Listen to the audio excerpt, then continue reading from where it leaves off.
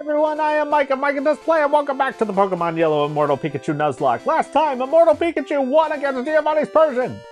And we got through the 8th and final gym leader, Giovanni, without a loss. And this time, just no holds back. Rival fight, bring it on. You took Bing from me last time. It was the only loss against the rival we'd had in the run so far, because, you know, there's this fight happening right now that's also a little scary. But not that scary because the rival is actually lower level than Giovanni and Blaine. He tops out at 53 and most of his team is not above 50. So this is actually a real even fight right now because our team's not, you know, past 50 for the most part. As our level cap is now 60.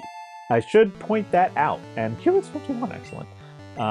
We can't switch Pokemon, even though it's the right call is to switch because only Pikachu gets a free switch in. As he's charging a Solar Beam. Cool. Bobo's just like, okay, real back? And, Ninetales, I again am not allowed the free switch. This Q is coming in for it. Yeah, this rival fight, I've got like, I mean, it's not free by any means, but it's definitely the easiest of the remaining 6 notable trainers. Because, you know, he's not super high level. And yes, the level cap is set to 60 because that is Agatha's ace level, and that is how I like to find it. Here's my free switch. That is how I like to challenge Elite Fours in Nuzlocke. It's not the 4th, it's the 3rd member's ace level because that is the midpoint of the challenge. And because you're likely to hit at least 1 or 2 Pokemon likely to hit like the 4th's ace level during the battle. You know, it's a good, I think it's a really good kind of like middle ground. And you know, the rival tops out at 65, so 60, when we've got it, I mean, as we're showing here, we've got a pretty decent matchup against the rival overall. This is his final team, that Execute will evolve and this Kadabra will evolve, but you know, if we still have Valor at that point, I'm not worried about it. You know, I'm not worried about the Execute either, as long as we have, well, Valor again, kind of. But no, realistically, as long as we have Bobobo. Alright, this one is the one truly scary one here, because Jolteon has Pin Missile, and Pin Missile is technically super effective against Stu. And he's got a high crit chance. So please don't hit often.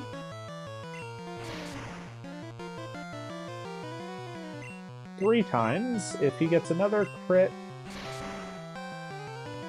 He didn't get a crit. Okay, I am not worried. I think. I'm not worried. Earthquake hit, so I'm real not worried. If it lives, I'll... Oh, we'll switch it. Alright, good. Alright. Immortal P, I think I worked this out last time. He won 6 duels against the gym leaders. He's now 7-0 against the rival. 2-0 against Giovanni and 4-0 against Team Rocket. So he's won... I can't math in my head, apparently. 13, 15... He's 19-2 in duels, with 5 to go. They're the Elite Four. So that's a pretty good start, I would say. And in the Elite Four, he's going to have at least an easy option against Lorelei.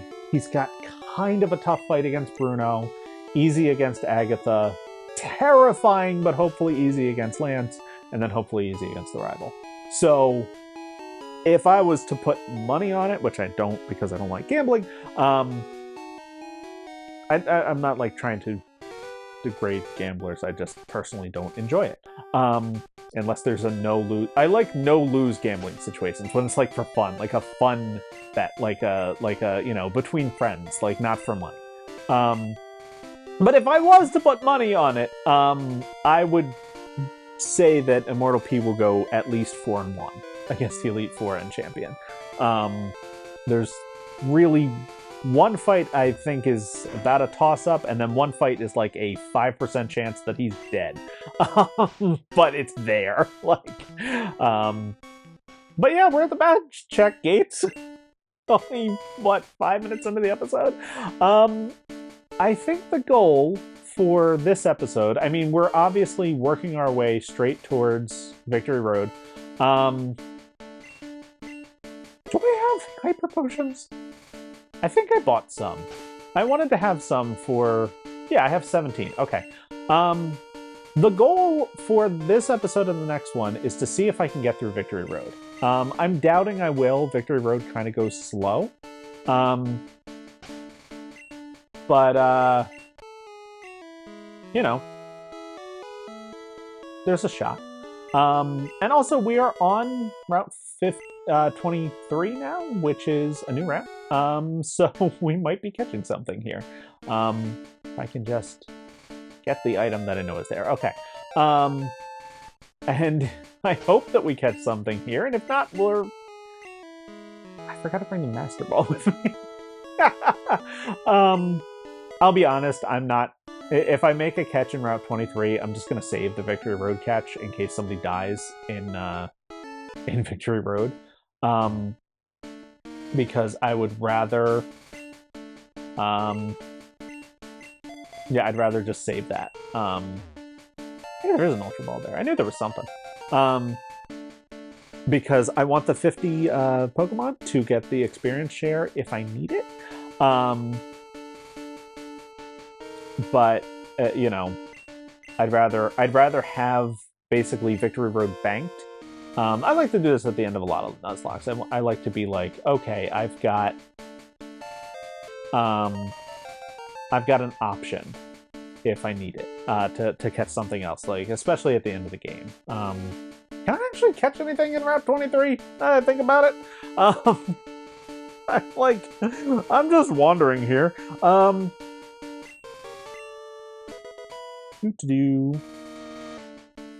Encounter tables for Route 23 as we have all the badges. And they're entering Victory Road Gate. No. There is nothing available here. Huh. There are no Pokemon available. Okay. Well, then I guess we're catching something in Victory Road. And I'm realizing that I have not yet taught Strength to anyone. Stu cannot afford it in the moveset. Valor, you know I love your stomp. But we need Strength. And you can learn it. And Stu, I'm keeping... I know that, technically speaking, Strength is literally just better Horn Attack, because Horn Attack doesn't have any kind of special abilities, and Strength has, well, 15 more base power. But I'm keeping that moveset open for Stu in case... If he makes it through... If everybody makes it through Victory Road, then Stu's getting an upgrade in his moveset, and Horn Attack is the obvious placement for that. So, you know, I'm not sure exactly what I want to do in terms of, like, moves. Graveler. Graveler can explode. Graveler can also Earthquake. I'm skipping the catch. I'm making a judgment call on that one. Yeah, no, there was too much of a chance for death there. I'll just I've probably got somebody who can evolve by I do. I have Staryu. If I need the experience share, I will just evolve Staryu with a Water Stone, and that'll be that. That'll just be what I do.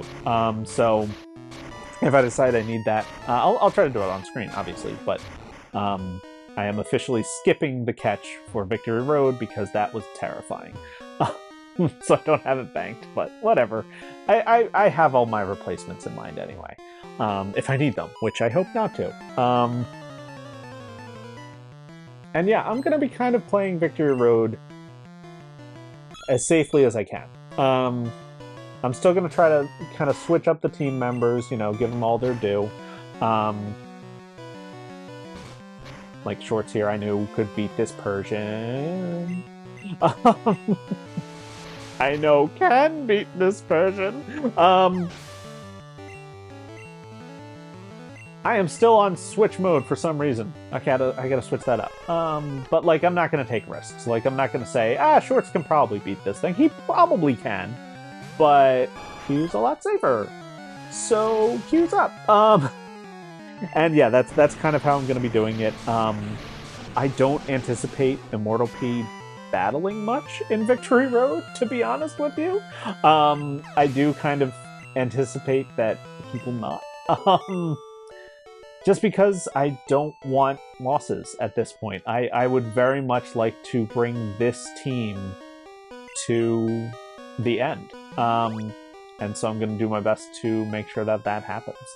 And, you know, it'd be nice. It would be very nice to bring this team of 6 to the champion.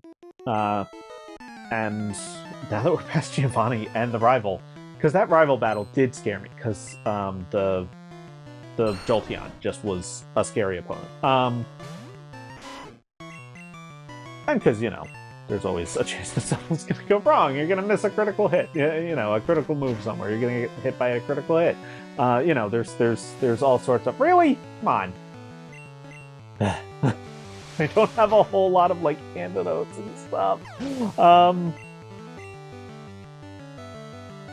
Poor Turtle is not who I want to be fighting. Yeah, we're going to play it very safe. We're going to be as safe as possible, trying to avoid losses. Immortal P, unless there's, like, a clear... I meant to Mega Drain there. Unless there is a clear, easy win for Immortal P, he's just dodging everything. A loss in Victory Road in a Nuzlocke is just crushing in so many ways. I've had it... I talked about this when I was talking about the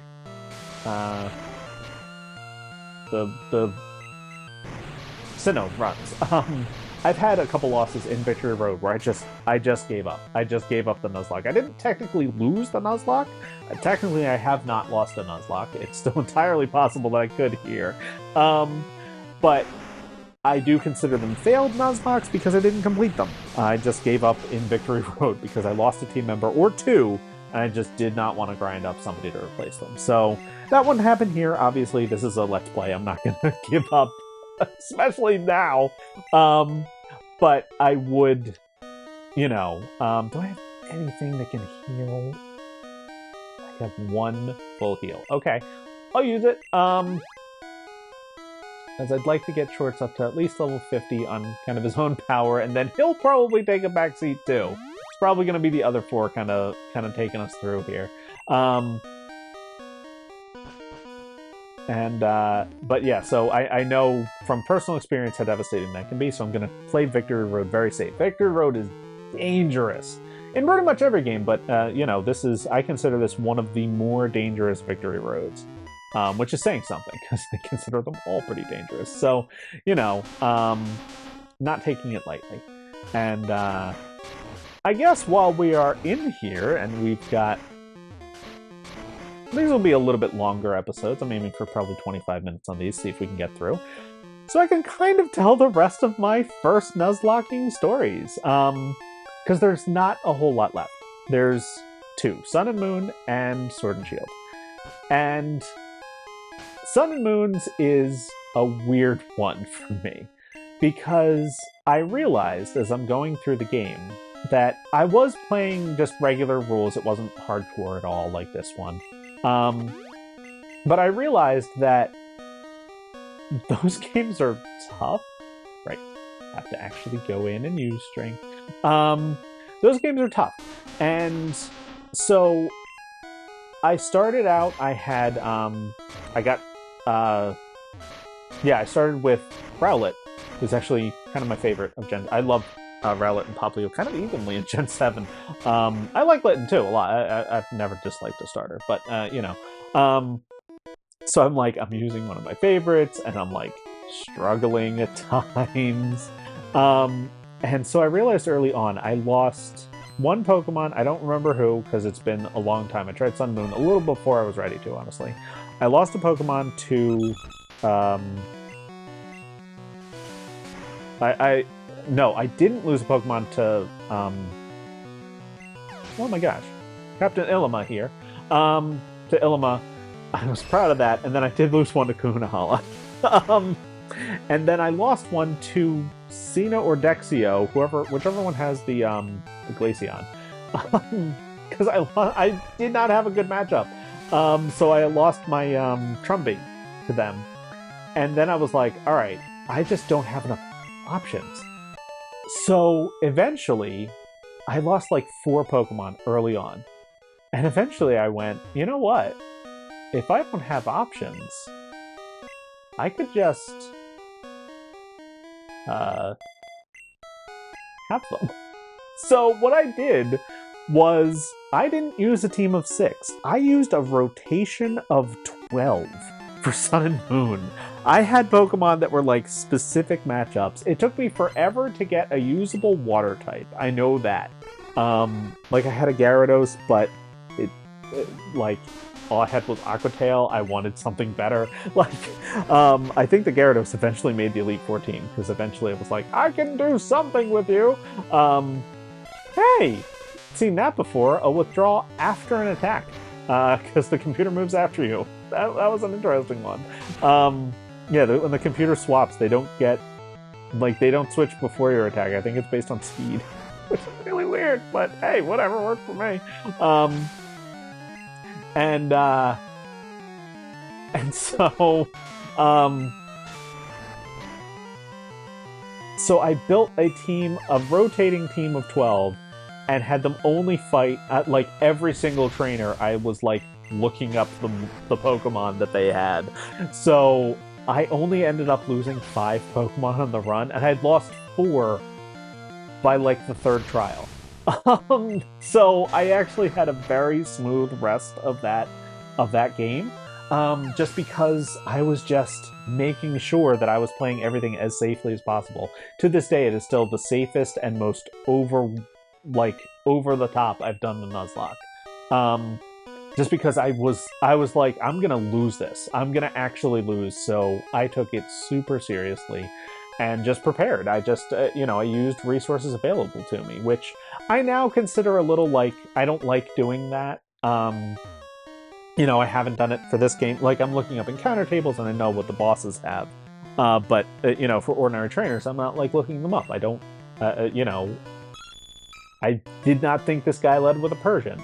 I thought he had a Mr. Mime, which I thought was an easier target for Shorts. Who now is only gonna die if he Gen 1 misses. Okay, didn't.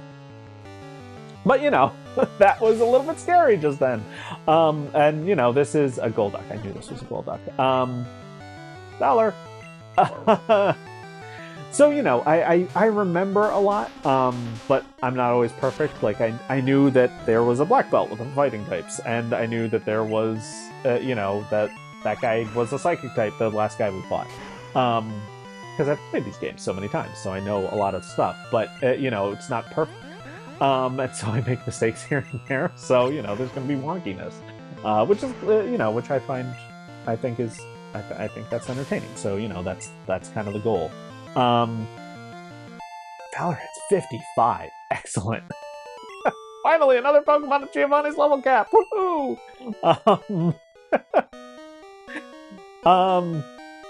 but yeah, so that's how it was for Sun and Moon. I overused everything, and so I had a rotating team of 12 that just took on every challenge without all that much struggle. There's the Mr. Mime. I knew I wasn't crazy.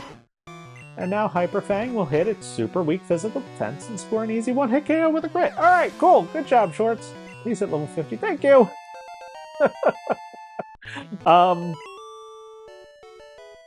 Yeah, so now Shorts has earned level 50 and can kind of sit in the back a little bit. We're going to have Stu be up front. What the heck is TM17? Didn't I already get one of those? Submission. Useless. I don't like frequent moves, especially in Nuzlocke. So yeah, I don't actually remember the full group of 12. I do remember distinctly that I lost one Pokemon against the champion. The 5th loss was against the champion. Kukwi's, Alolan Ninetales. I didn't have... Well, this is terrifying. Where is it? Or is it? You don't have any good moves. So I'm not worried about you. I'm annoyed by you. But I'm not worried. Especially since I have Valor as the safest switch. And so yeah, so that's kind of like why it wasn't all that interesting, because I just had options. But yes, the champions he's my safest switch in for a cluster. That's hilarious. The champion, Kukwi's Alolan Ninetales, I just had no options for switching in. It was just a Pokemon very weak to either Fairy or Ice. I don't remember, honestly. And so, hey, Bobo was trying to learn Agility. That's useless because you already outspeed everything. That's scary. But Q took on a level 54-1 at level 50. So, all things relative. And so I ended up having to switch in my Crobat because it was the only thing. Crobat would have one-hit it back, and I thought, hey, if it uses the Fairy move, it used Blizzard and crit, and he went down. And I had a safe, like, I forget who came in and got the KO, but I knew they could. Stu's sleeping. I don't have anything to wake sleep except for this full heal that I got.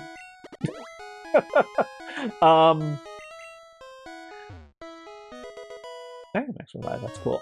So yeah, so that was kind of the Sun and Moon story. It was not the most interesting of tales, because I don't remember there because there were 12 Pokemon. I just couldn't keep track. What is TM47?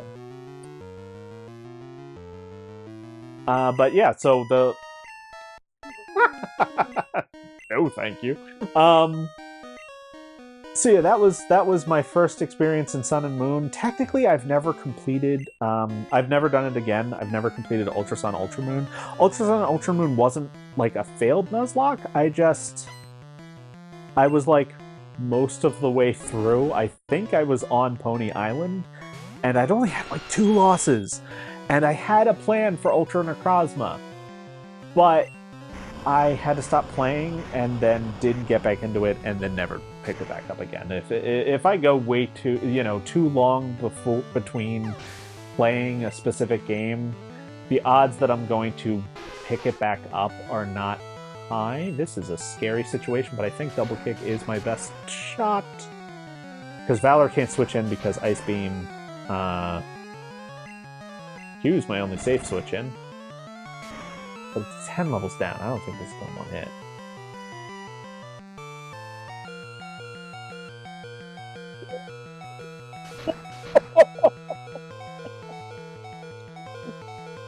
Stu, you are a legend!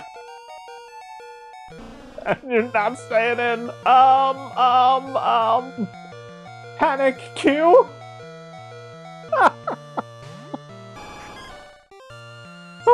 I gotta take Victory Road seriously, but I didn't have a safe switch-in. Q is my only one, but Lapras is dangerous. Okay.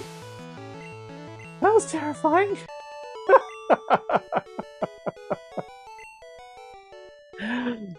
But what am I worried about? Stu did it, no problem. Hyper potion, here you go, buddy. Here's your health. Here's some health for you, thank you. Tell you what, Q, you get a super potion too for that one. That's actually, that was a tricky moment. That's as good a place as any to end the episode.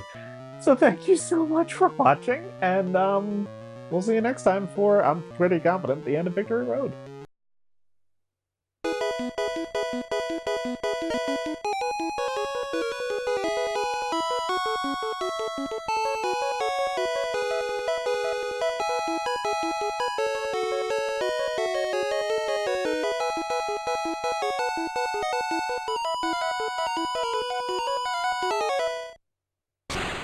Pikachu!